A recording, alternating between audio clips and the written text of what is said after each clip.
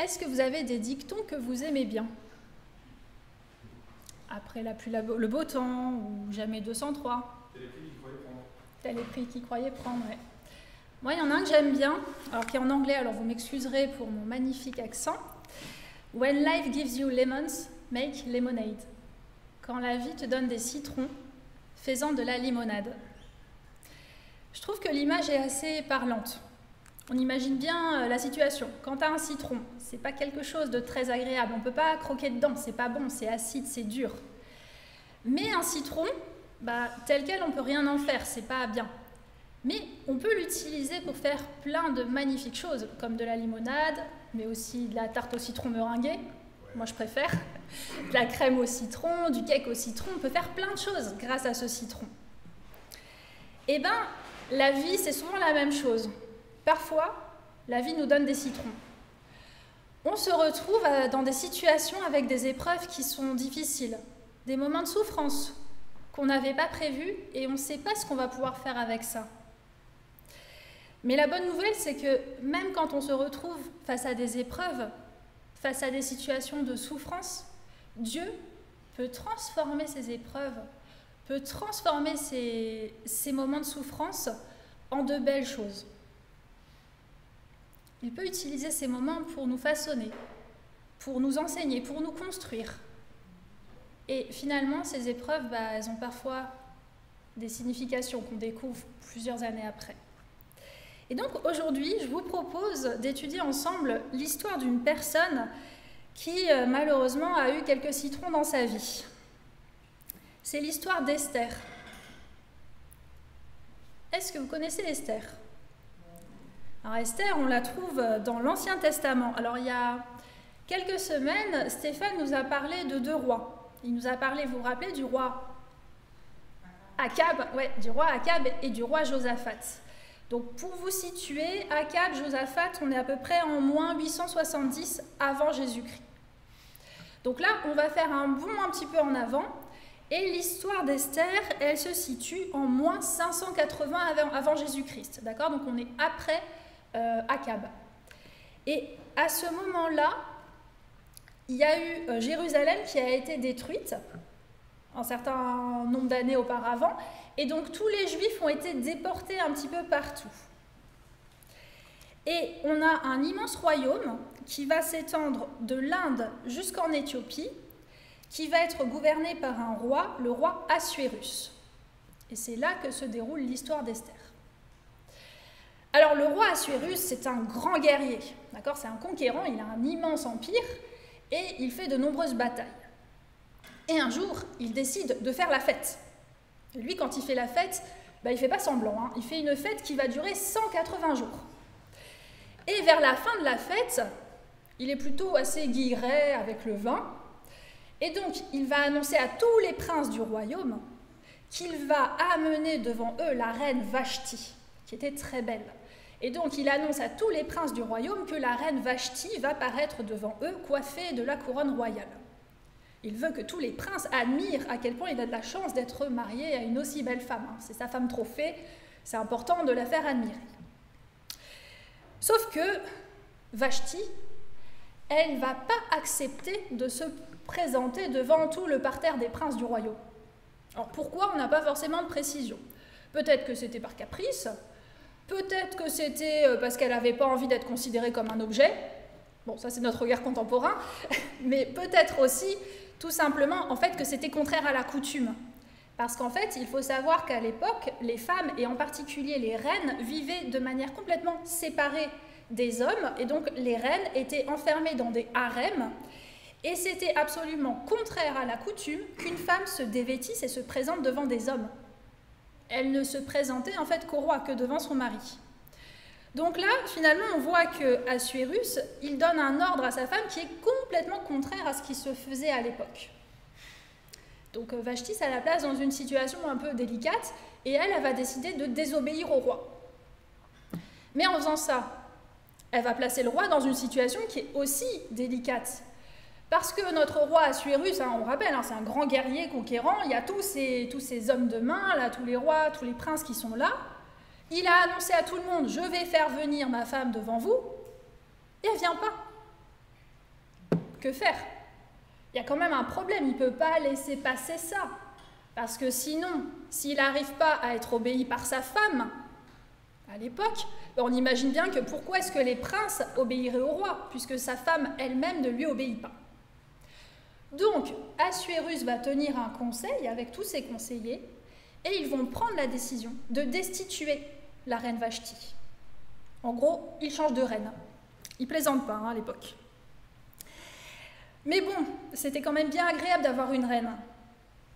Donc, Assuérus se dit « Je vais donner l'ordre de regrouper toutes les jeunes filles vierges du royaume, qui sont belles, hein, évidemment, et on va les emmener au harem, et moi je vais pouvoir choisir une nouvelle reine. » Et c'est là qu'Esther entre en scène. Donc je vais commencer la lecture au chapitre 2. Il y avait à Suse, la capitale, un juif du nom de Mardoché. C'était un fils de Jaïr, un descendant de Shimei et de Kis, un benjaminite qui avait quitté Jérusalem en compagnie d'un groupe exilé parti avec Jéconia, le roi de Juda, sur ordre de Nabuchodonosor, le roi de Babylone. Il se chargeait de l'éducation d'Hadassa, alias Esther, la fille de son oncle, car elle n'avait plus ni père ni mère. Cette jeune fille était belle à tout point de vue. À la mort de ses parents, Mardoché l'avait adoptée. Donc là, on voit quand même que l'histoire d'Esther, elle commence pas forcément très bien. Hein. On nous apprend qu'Esther, elle a traversé une première épreuve dans sa vie. Elle est orpheline, de père et de mère. Et elle vit en exilé. Je vous ai dit, les Juifs ont été déportés, c'est une minorité dans un pays, donc elle a perdu ses parents et elle vit chez son oncle. Mais dans son malheur, Dieu a fait qu'elle est tombée sur un oncle qui était gentil, qui l'a aimée et qui l'a adoptée. Alors on pourrait se dire, la pauvre petite Esther, elle a déjà traversé assez d'épreuves dans sa vie quand même, c'est difficile de se retrouver orpheline. Et bien malheureusement, ces souffrances, ces épreuves ne vont pas s'arrêter là, ça va continuer. Verset 8. Lorsqu'on proclama le message du roi qui avait valeur de loi, et qu'on rassembla un grand nombre de jeunes filles à Suse, la capitale sous l'autorité d'Hégaï, Esther fut aussi prise. Elle fut conduite au palais et placée sous l'autorité d'Hégaï, le responsable des femmes. Verset 12. Chaque jeune fille devait se rendre vers le roi Assuérus lorsque c'était son tour, soit après 12 mois passés à prendre soin de son corps, conformément à la règle en vigueur pour les femmes. 6 mois avec de l'huile de myrrhe, et 6 mois avec des aromates et des produits cosmétiques spécifiquement féminins. C'est ainsi que chaque jeune fille se rendait vers le roi. Quand elle passait du harem au palais, on lui permettait de prendre avec elle tout ce qu'elle demandait. Elle y allait le soir et le lendemain matin, elle passait dans le second harem, sous l'autorité de Chasgaz, l'eunuque du roi, responsable des concubines. Elle ne retournait plus vers le roi, à moins que celui-ci n'ait envie d'elle et qu'elle ne soit nommément appelée. Alors ici, Esther, elle affronte une nouvelle épreuve. Elle est emmenée au harem pour devenir une concubine du roi. Alors avec notre regard contemporain, on pourrait se dire bon, c'est peut-être pas si mal pour elle, là c'était une petite fille du peuple, elle va devenir peut-être reine, c'est pas si mal. Mais en fait, il faut bien se rendre compte de ce que ça voulait dire pour une femme de terminer au harem. Déjà, Esther, elle se retrouve privée de toute volonté. On ne lui laisse pas le choix. On vous dit, elle est prise avec les autres jeunes filles pour aller être expédiée au harem. Est-ce que Esther est d'accord? On ne lui demande pas. En plus, je vous rappelle ici quand même qu'Esther, elle est très jeune. On vous dit qu'on rassemble toutes les jeunes filles vierges du royaume. À cette époque-là, les jeunes filles étaient mariées généralement rapidement après leur puberté. Donc Esther, elle n'a peut-être pas plus de 15 ans, elle est très jeune. Donc Esther, déjà, elle est orpheline, elle a dû apprendre à se reconstruire dans sa famille avec son oncle, et là, d'un coup, on l'arrache à la petite famille qu'elle avait pu se reconstruire pour se retrouver enfermée dans un harem, et on ne lui laisse pas le choix. En plus, on peut quand même garder à l'esprit que Assuérus, c'était un guerrier accompli, il est roi depuis longtemps, il a sûrement beaucoup plus que 15 ans, hein. Il est sûrement beaucoup plus âgé qu'elle. Donc, elle est privée de sa volonté, mais en plus, elle est aussi privée de sa liberté. Le harem, c'est une maison qui est conçue pour les femmes du roi, pour les concubines du roi. C'est pas un moulin. Elles peuvent pas sortir et entrer comme elles veulent, hein, les femmes, dans ce harem. Non, elles vivent enfermées dans le harem et elles sont gardées. Il y a des eunuques, les gardiens du harem, et elles ne peuvent pas partir comme elles veulent. Et son seul but dans la vie, c'est quoi? C'est de satisfaire les désirs sexuels du roi. Bah, mettez-vous à la place d'Esther, il y a plus palpitant comme destin. Surtout qu'on vous dit que, si ça se trouve, elles vont passer une seule nuit avec le roi après s'y être préparées pendant 1 an. Alors déjà, la question du consentement, c'est pareil, on s'en préoccupe pas beaucoup. Hein. La petite Esther, elle n'a peut-être pas envie de passer une nuit avec le roi. Mais en plus, si ça se trouve, il ne voudra plus jamais la revoir. Donc notre pauvre Esther, elle va se retrouver enfermée à vie dans un harem, entourée de femmes. Elle ne pourra pas se marier, elle ne pourra pas avoir d'enfants, sauf si le roi décide de la revoir plusieurs fois. C'est atroce la situation d'Esther, non? Moi, j'aimerais pas être à sa place, la pauvre. C'est les citrons. Tout à fait, on sent bien le citron là. Hein. Et du coup, vous, comment est-ce que vous auriez réagi si vous étiez à la place d'Esther? Vous auriez été en colère? Ah, c'est injuste, pourquoi moi? Est-ce que vous auriez été amer, l'amertume du citron? Pourquoi moi? C'est injuste. En même temps, vous êtes plein de rancœur, vous avez envie de vous venger de votre situation. Esther, elle aurait pu vouloir pourrir la vie à tout le monde. Est-ce que, au contraire, vous êtes plutôt du genre, quand vous êtes face à une épreuve, à vous apitoyer sur vous-même et à raconter à tout le monde, tout le temps, tous vos malheurs? Est-ce que vous basculez dans la dépression? L'abandon, vous baissez les bras, bah, ça ne sert plus à rien. On se laisse mourir de faim. On regarde sur son canapé des séries télé, à pleurer avec le pot de crème glacée. Eh bien, on voit qu'Esther, elle va réagir de manière très différente. Et ça nous en dit beaucoup sur sa personnalité. Donc Esther, elle est prise, d'accord, elle est conduite dans le premier harem, donc c'est pour les femmes qui n'ont pas encore passé leur nuit avec le roi, sous la responsabilité d'un gardien, Hégaï. Donc verset 9. La jeune fille plut à Hégaï et gagna sa sympathie. Il s'empressa de lui fournir les produits cosmétiques et les éléments dont elle avait besoin. Il lui donna aussi cette jeune fille, sélectionnée parmi le personnel du palais. Puis, il la déplaça avec ses suivantes dans le meilleur appartement du harem. Esther ne révéla ni son origine ni sa famille, car Mardochée lui avait interdit de le faire. Chaque jour, il se promenait devant la cour du harem pour s'assurer du bien-être d'Esther et de la façon dont on la traitait. Je saute quelques passages et je reprends au verset 15. Lorsque son tour d'aller vers le roi arriva, Esther, fille d'Abishai, l'oncle de Mardochée, celui qui l'avait adopté, ne réclama que ce que lui conseilla Hégaï, l'eunuque du roi responsable des femmes. Elle gagnait les faveurs de tous ceux qui la voyaient. Alors Esther, par rapport à l'injustice de sa situation, elle aurait pu être en colère, elle aurait pu être aigrie. Mais dans les versets précédents, on voit qu'elle a une toute autre réaction. Elle prend son parti de la situation. Malheureusement, il lui est arrivé ce qui lui est arrivé. Elle est enfermée dans le harem, elle ne peut pas changer ça. Donc plutôt que de se laisser apitoyer, plutôt que de se rebeller, d'être en colère, ça ne changera rien à la situation, elle va au contraire continuer à faire preuve des qualités qu'elle avait. On vous dit qu'elle va réussir à gagner la sympathie de tous, qu'elle arrivait à gagner les faveurs de tous ceux qui la voyaient. À tel point que le responsable du harem, Hégaï, va décider de prendre particulièrement soin d'elle.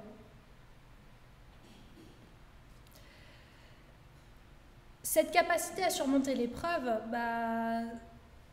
c'est pas arrivé tout seul.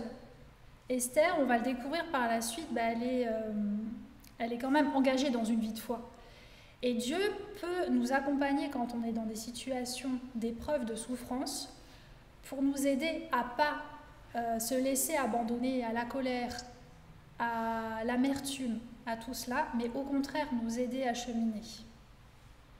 Et là, Esther, c'est vraisemblablement un chemin qu'elle a parcouru avec Dieu. Donc on voit qu'Esther, elle ne se laisse pas abandonner, elle ne se laisse pas dominer par la situation, mais en tout cas, elle va chercher à être proactive pour essayer de tirer le meilleur parti de cette situation. Malheureusement, elle est enfermée dans le harem, donc tant qu'à faire, autant essayer de plutôt devenir la reine, tant qu'à faire. Mais on voit aussi que Esther, c'est une personne qui est assez humble de cœur et d'esprit. On voit dans les passages précédents qu'à chaque fois, Esther, elle recherche et elle écoute les conseils des autres. Elle écoute les conseils d'Hégaï.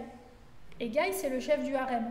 Donc, Hégaï, a priori, c'est quand même lui qui connaît le mieux les désirs, les besoins du roi, ce qu'il aime. Et elle va lui demander conseil. Au moment où elle part voir le roi, elle ne prendra que ce qu'il va lui recommander. Mais on voit aussi qu'Esther, elle a une certaine loyauté à l'égard de Mardoché. Mardoché, son oncle, on voit qu'il aime Esther tous les jours. Il va dans la cour pour essayer de s'assurer qu'elle va bien. Il ne peut pas trop la voir directement, mais tous les jours, il reste présent pour elle. Et quand elle a été emmenée au harem, il lui a dit « Ne révèle pas tes origines, ne dis pas que tu es juive ». On n'a pas trop de précisions sur cette interdiction, pourquoi est-ce qu'il lui dit de ne pas le faire, mais on sait qu'on est dans un contexte où les juifs sont une minorité, ils ont été persécutés, ils ont été chassés, donc ça pourrait être dangereux pour elle. Eh bien, elle a la sagesse de l'écouter. Elle a conscience, finalement, Esther, qu'elle a besoin d'être épaulée dans ses épreuves et que parfois, elle peut avoir besoin de conseils.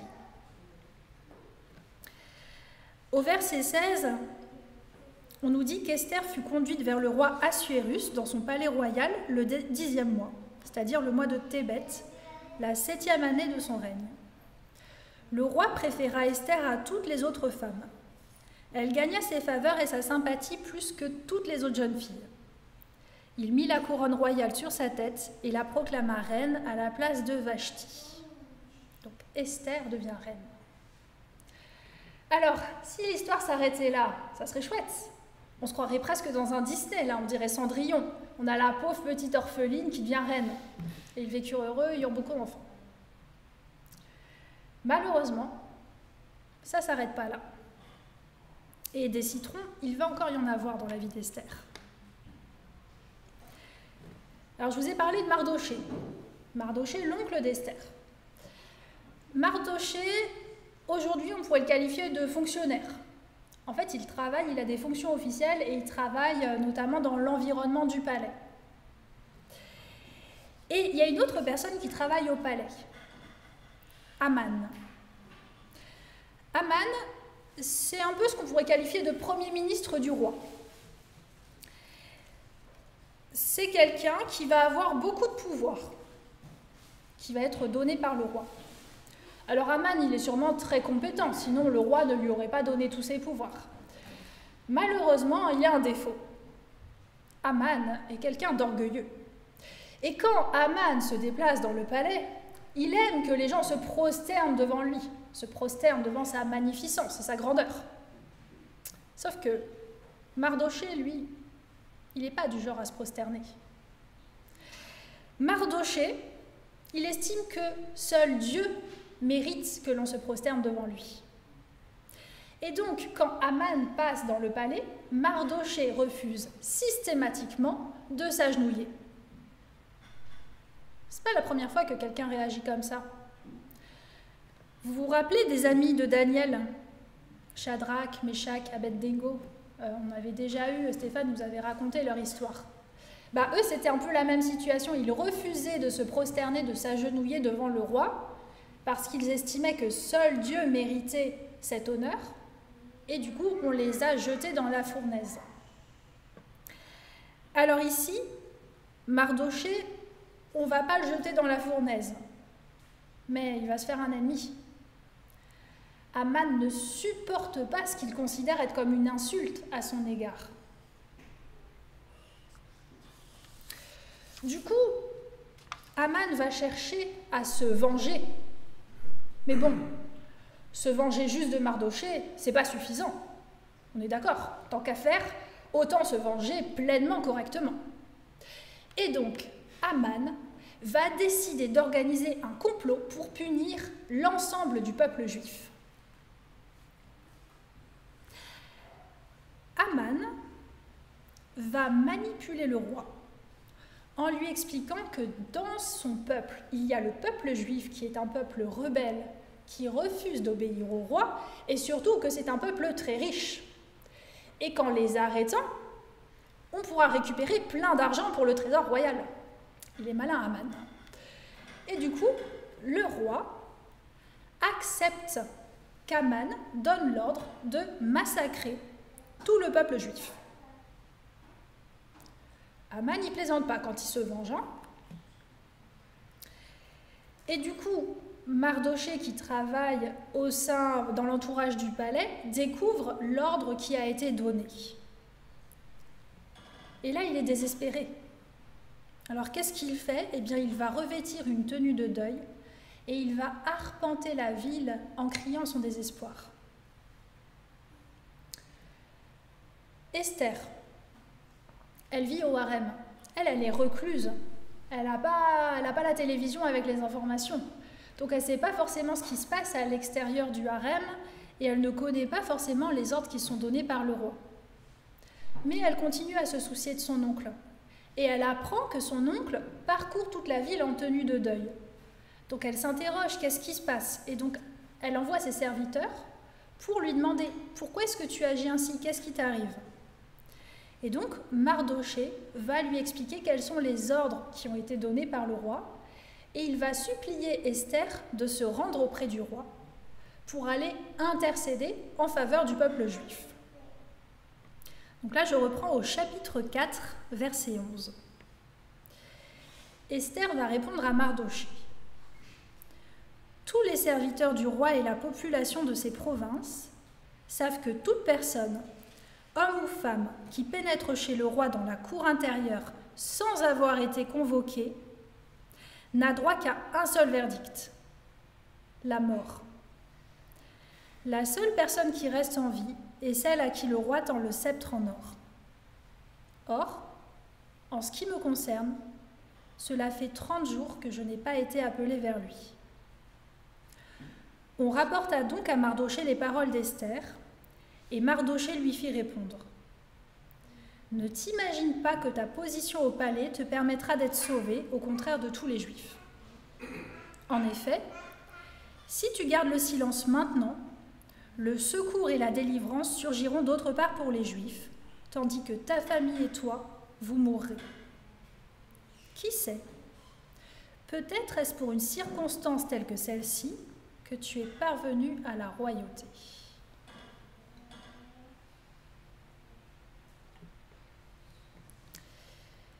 Ici, Mardochée demande une chose qui est très difficile pour Esther.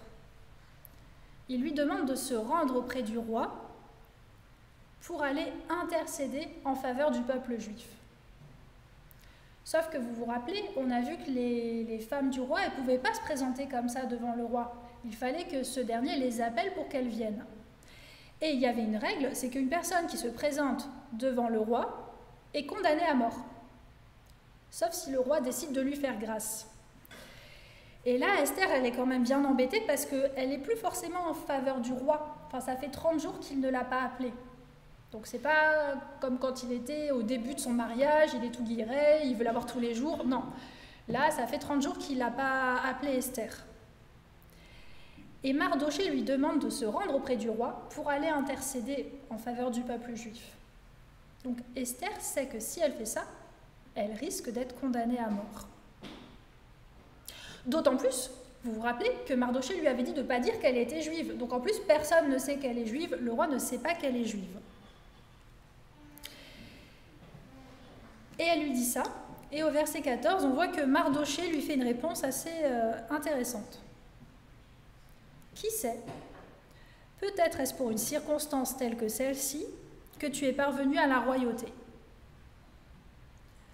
Mardochée semble sous-entendre qu'Esther ne serait peut-être pas devenue reine par hasard, mais que Dieu l'aurait peut-être volontairement placée dans cette situation, en sachant qu'un jour le peuple juif serait condamné à mort par le roi, et dans le but d'utiliser Esther pour sauver son peuple.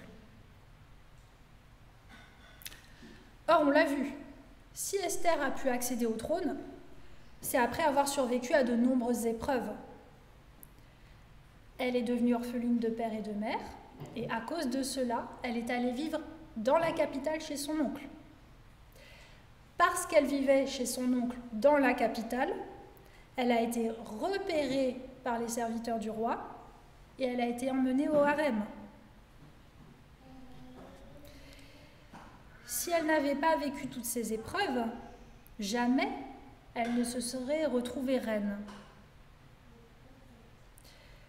Alors, ce passage semble sous-entendre que Dieu, parfois, il peut volontairement utiliser des épreuves, utiliser de la souffrance pour concrétiser ses plans. C'est une réalité qui est assez dérangeante, je trouve. À l'Église, on parle tout le temps d'un Dieu d'amour, d'un Dieu qui nous aime. Comment est-ce qu'un Dieu d'amour pourrait volontairement laisser le mal agir ? Comment est-ce qu'un Dieu d'amour pourrait volontairement nous soumettre à des épreuves ? Si Dieu existe, pourquoi est-ce qu'il y a de la souffrance sur la terre ? C'est une question qui revient souvent, qui nous interroge, qu'on ne comprend pas. Bien malheureusement, les amis, moi je ne vais pas vous apporter de réponse à cette question aujourd'hui. Et si on étudie la Bible sur ce sujet, on constate que souvent, Dieu il est assez évasif par rapport à la question de l'origine de la souffrance, l'origine du mal. Prenez par exemple l'histoire de Job. Job, on nous dit que c'est quelqu'un qui est intègre, qui est droit, qui craint Dieu. Et Satan va prétendre que si Job est intègre et ne se détourne pas de Dieu, c'est parce que Dieu lui a donné des tas de bénédictions. Mais que si on lui retire toutes ces bénédictions, eh bien Job va se détourner de Dieu. Eh bien, on vous dit dans l'histoire que Dieu va accepter Satan, que Satan vienne frapper Job de différents malheurs. Et Job, effectivement, va perdre son troupeau, il va perdre ses biens, il va perdre sa famille, sa santé, il va tout perdre. Et Job va crier sa souffrance à Dieu. Pourquoi ? Pourquoi est-ce que je vis tout ça alors que je suis juste devant toi, je suis intègre, je t'obéis ? Pourquoi ? Dieu va lui répondre, mais il ne va pas vraiment lui donner la réponse que Job espérait. Si ça vous intéresse, vous irez lire la réponse de Dieu à Job, c'est les chapitres 38 et 39 de Job. Et en fait, au lieu de dire, bah voilà, la souffrance elle vient de tel endroit, le mal il vient de ça, là tu as souffert à cause d'eux, non, Dieu il lui dit pas ça. Il va poser à Job toute une série de questions auxquelles aucun être humain ne peut répondre. Il va lui dire par exemple, où étais-tu quand j'ai fondé la terre ? Qui a fixé les dimensions de la terre ? Qui donc fait naître les gouttes de rosée ? Qui a mis la sagesse au fond du cœur ou donné l'intelligence ? Bref, plein de questions auxquelles nous, en tant qu'êtres humains, on ne peut pas répondre. Et Dieu va finir par interroger Job. Le faiseur de reproches va-t-il faire un procès au Tout-Puissant ? Et en fait, Job va finir par comprendre ce que Dieu cherche à lui enseigner. Il va répondre « Je ne fais pas le poids. Que pourrais-je te répondre ?» Job n'aura jamais de réponse de la part de Dieu. Il ne saura jamais pourquoi il a dû souffrir. Mais Job a compris. Il a compris que Dieu était tout-puissant, qu'il agissait selon sa volonté et selon ses plans. Parfois, et bien souvent, la souffrance et les épreuves qu'on traverse, elles ont une origine humaine. Si je décide de tromper mon conjoint et qu'il me quitte, je vais être responsable de ma souffrance. Si je décide d'aller insulter mon ami, que je lui fais du mal, je suis responsable de sa souffrance. Si je décide d'envahir un pays, de déclencher une guerre, je suis responsable de la souffrance des autres. Nous sommes des êtres humains avec une nature de pécheurs. Et très souvent, la source de la souffrance, c'est que les hommes se laissent dominer par leur nature de pécheurs et préfèrent vivre selon leur nature humaine plutôt que selon la nature de Dieu. Mais parfois, dans certains cas, la souffrance, elle n'a pas une cause humaine. Il y a les catastrophes naturelles, il y a, je ne sais pas, la mort d'un bébé qui vient au monde. Enfin, il y a des choses, ce n'est pas toujours des causes humaines. Mais on n'a pas toujours de réponse sur pourquoi est-ce qu'on traverse ces épreuves, pourquoi est-ce qu'il y a ces souffrances. Mais ce qu'on peut voir avec l'histoire d'Esther, c'est que Dieu va parfois utiliser ces épreuves pour nous enseigner des choses, pour nous façonner, pour nous construire. Et parfois même, il peut utiliser cette épreuve dans un but précis. Et c'était le cas d'Esther qui a été placée à l'endroit précis à la suite de toutes ces épreuves dans le but de sauver le peuple de Dieu. Donc ici, Dieu a un plan pour Esther. Elle doit sauver son peuple de la destruction. Toutes les épreuves qu'a traversées Esther l'ont conduite à ce moment. Mais il y a un prix à payer pour Esther. Elle sait qu'elle va devoir peut-être courir un danger de mort. Esther fait confiance à Dieu et elle accepte d'être son instrument pour le servir et pour essayer de sauver son peuple. Et face à cette nouvelle épreuve, parce que ça n'a pas dû être facile pour Esther de dire « ok, je risque la mort, mais j'y vais quand même », on voit qu'elle a une attitude face à cette nouvelle épreuve qui est vraiment riche en enseignements pour nous. Chapitre 4, verset 15. Esther fit répondre à Mardochée « Va rassembler tous les Juifs qui se trouvent à Suse et jeûnez pour moi. Ne mangez pas et ne buvez rien pendant 3 jours, ni la nuit ni le jour. Moi aussi je respecterai un tel jeûne avec mes servantes, et c'est dans ces dispositions que je pénétrerai chez le roi. J'enfreindrai la loi, et si je dois mourir, je mourrai. » Alors je trouve que Esther, elle est vraiment très courageuse. Elle a conscience que servir Dieu ici, ça a un prix. Mais elle a aussi conscience qu'elle ne va peut-être pas y arriver toute seule. Et donc, au lieu de foncer tête baissée et se dire « allez hop, j'y vais et puis advienne ce qu'il adviendra », elle va se placer dans une attitude de prière. Elle a conscience que pour pouvoir réussir à survivre à cette épreuve, elle a besoin de Dieu. C'est lui qui est aux commandes. Et donc, pendant 3 jours, elle va se mettre dans une attitude de jeûne, de prière. Et ça, c'est un enseignement pour nous. Quand on est confronté à une épreuve, à une situation difficile, on n'est pas seul. Et donc, au lieu de chercher à y arriver par nos propres forces, ayons le réflexe, comme Esther, de nous rapprocher de Dieu. Au lieu de nous éloigner de Dieu à cause de notre épreuve, au contraire, cherchons à nous rapprocher de lui, par la prière, par la louange, par la lecture de la Bible. Esther, elle se rapproche de Dieu pour survivre à son épreuve. Mais Esther, elle a aussi conscience qu'elle n'est pas seule dans ce combat. Et donc, non seulement elle va se mettre dans cette attitude de prière, mais elle va aussi demander l'aide de son entourage, de sa communauté. Et elle va demander à ce que Mardochée et tous les Juifs puissent prier pour elle, prier avec elle. Lorsqu'on se retrouve confronté à un malheur, confronté à une épreuve, ne restons pas seuls.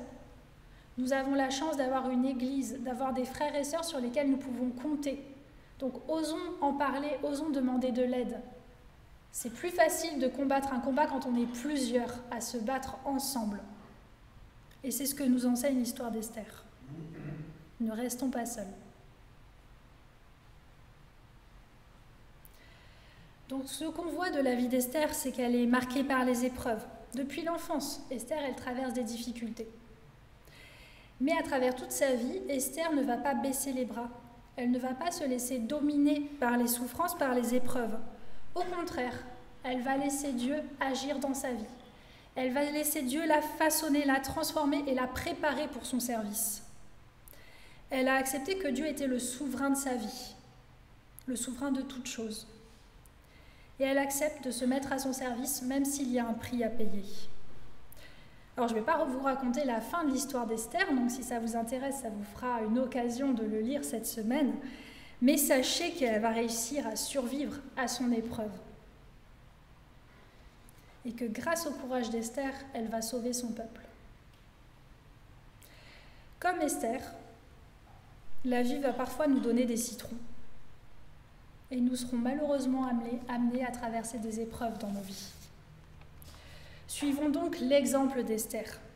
Ne nous laissons pas abattre par les souffrances et les difficultés.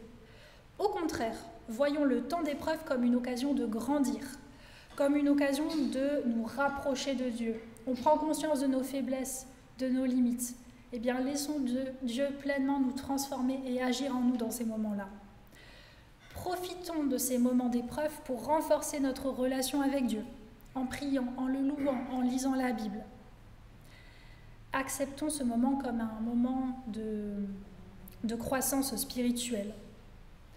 Ne restons pas non plus seuls dans l'épreuve, mais comme Esther, faisons appel à l'aide. Demandons l'aide de nos frères et sœurs chrétiens. Et comme Esther, acceptons de nous laisser utiliser par Dieu, quelle que soit la situation et quel que soit le prix à payer. Et gardons à l'esprit que Dieu est assez puissant pour utiliser tous les citrons de nos vies pour en faire une magnifique limonade à sa gloire.